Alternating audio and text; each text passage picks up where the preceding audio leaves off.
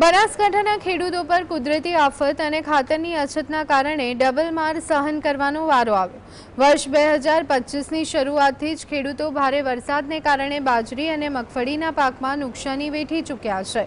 ઉનાળા અને ચોમાસાના વાવેતરમાં પણ અતિવૃષ્ટિએ ખેડૂતોની મહેનત પર પાણી ફેરવી દીધું। ખાતરની અછતે ખેડૂતોની મુશ્કેલીમાં વધારો કર્યો છે। ખાતર મેળવવા ખેડૂતો વહેલી સવારથી લાઇનમાં ઊભા રહે છે।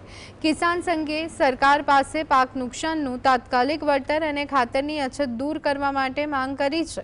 સંઘના આગેવાનોએ ચેતવણી આપી છે કે જો સરકાર ખેડૂતલક્ષી નિર્ણયો નહીં લે તો ખેડૂતો ઉગ્ર આંદોલન કરશે। એમાં અમારા મુદ્દા છે રાસાયણિક ખાતરનો જે તાજેતરની અંદર ધરખમ જે ભાવ વધારો કર્યો છે એ તાત્કાલિક પાછો ખેંચે। બીજું છે જે મગફળી અને બાજરી વરસાદ આ વખતે 15 દિવસ વહેલો આવવાથી બિલકુલ ઉનાળુ પાક પણ નષ્ટ થઈ ગયો છે અને ચોમાસું જે વાવેતર કર્યું છે એ પણ પાણી ભરાય અને નષ્ટ થઈ ગયા છે। 2025નું વર્ષ ખેડૂતો માટે તો આફત બનીને આવ્યું છે।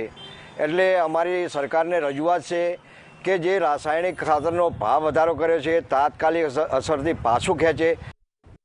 કેવું એમ છે કે વારંવાર સરકાર ઉચકે ને ભૂચકે ભાવ વધારો ગમે તે વસ્તુમાં હોય, ખાતરમાં હોય, બિયારણમાં હોય, અને અમારે જ્યારે બિયારણ ખરીદવું હોય ને ત્યારે ભાવ ઉચકી જાય, ઉપર જતા રહેશે। તો હું તો કહું સરકારશ્રી એક ધ્યાનમાં લઈ અને બધું સરખું રાખે। ખેડૂતને મનપસંદ ખાત મળવું જોઈએ, મનપસંદ બિયારણ મળવું જોઈએ અને સમયસર મળે, એ મારી માગણી છે।